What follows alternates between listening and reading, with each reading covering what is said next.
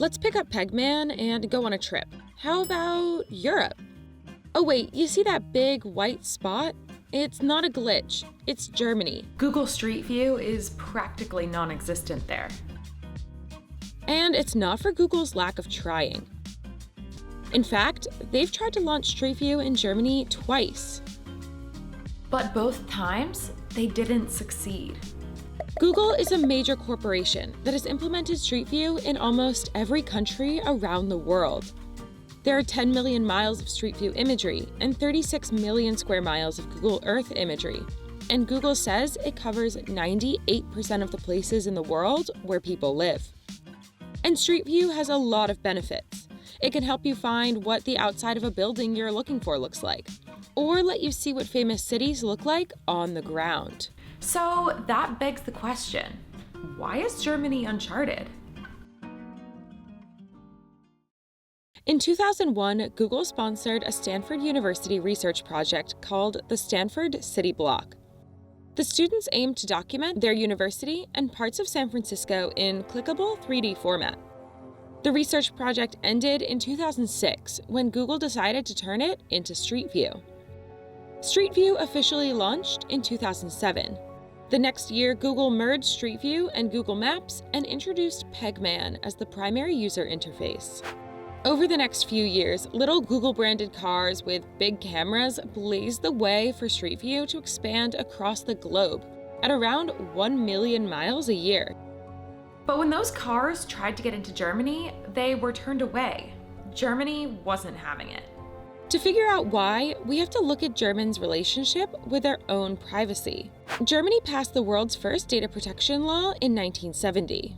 It was revolutionary in that sphere, and it set the stage for Germany's attitude towards data sharing. The court ended up ruling that German citizens had the right to informational self-determination and to be able to block the sharing of personal information with any government agency. And these precedents meant that in 2010, the German Federal Constitutional Court overturned a law that allowed authorities to store phone and email data for 6 months for security reasons. The judge called this a grave intrusion of personal privacy rights. This atmosphere of privacy protection didn't come out of nowhere. During the Nazi regime, the state secret police force called the Gestapo effectively eliminated a right to privacy, and citizens could be branded as criminals for private thoughts or acts, resulting in severe punishment.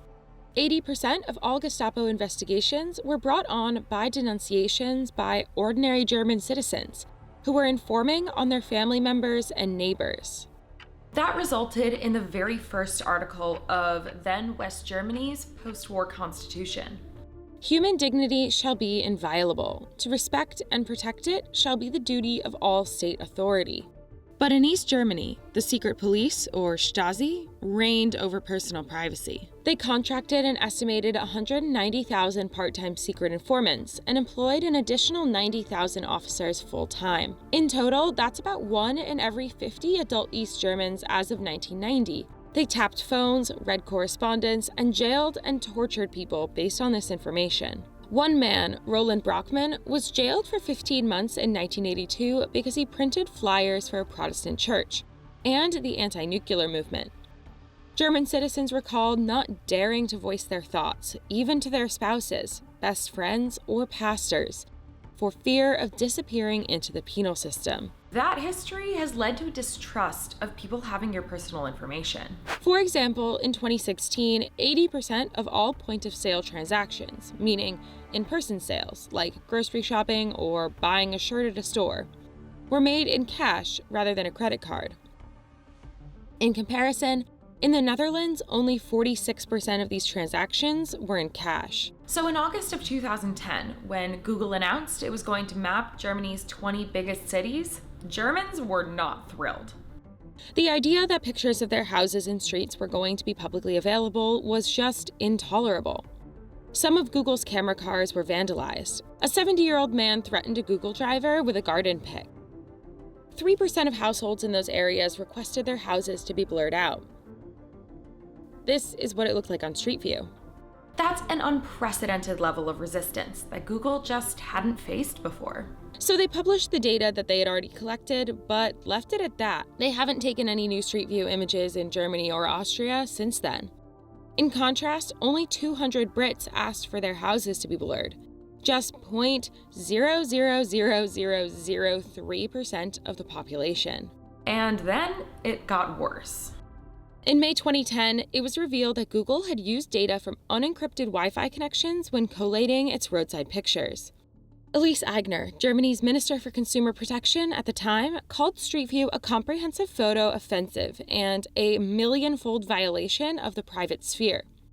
She also said there is not a secret service in existence that would collect photos so unabashedly.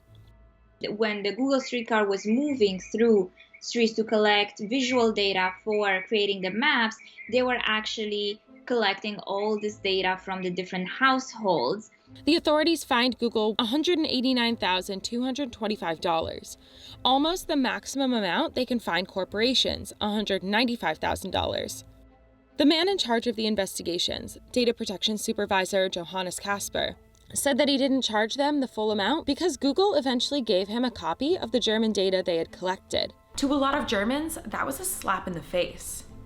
$189,225 is roughly 0.002% of Google's $10.7 billion net profit, or what Google made every 2 minutes that year. Academics, activists, and even regulators themselves say fines that are pocket change for big companies do little to deter them from misbehaving again, and are just baked into the cost of doing business. When Google announced in 2017 that they were going to try again, another full 3% of German households opted to have their houses blurred out. Google also promised that they'd only hold the unblurred footage of license plates and houses for a short period of time, but they haven't made any progress since then. While it may seem like the effort may be more than it's worth to get Street View into Germany, that's not quite the case. People's use of Street View lets Google accumulate lots of information, allowing them to tailor ads to each person. The more times each person clicks on an ad, the more money Google makes. So it makes sense as to why they want those ads to be as clickable as possible. And one of the big differences we see in Europe and the US is the opt-in, opt-out policy. So in Europe, you're not allowed to collect data without allowing the user to actively opt in into having that data collected, whether it's an email or a telephone number when you subscribe to a list. While in the US, in a lot of these cases, it was an automatic collection and then you can opt out, but that data was already collected. Is Germany being overly cautious about Street View? Some experts say yes, and some say no. But Germany's caution is understandable after their political history, especially when large companies have few checks on their power and a lot of information. But a majority of Germans still have accounts with these internet companies, and younger Germans are less concerned than their elders, according to the New York Times. But while people are easing up, governing agencies are becoming more strict. The EU slapped Google with one of the top 5 biggest fines ever, $5 billion for forcing smartphone manufacturers using the Android operating system to pre-install Google browser apps on their phones. If they refused, they were denied access to Google's App Store and streaming services. It's, in a word, problematic. But with the introduction of bigger fines, it's possible that they'll make a big enough dent in companies' budgets to make a difference. But Street View's issues already exist, and data is already out there. As other mapping engines make their own Street View equivalents, it's worth wondering where our information is stored and what these companies are doing to protect it. Comment down below what you think of data privacy trends in the past few years. Don't forget to like this video, subscribe, and make sure you ring the bell for post notifications. We'll see you next time.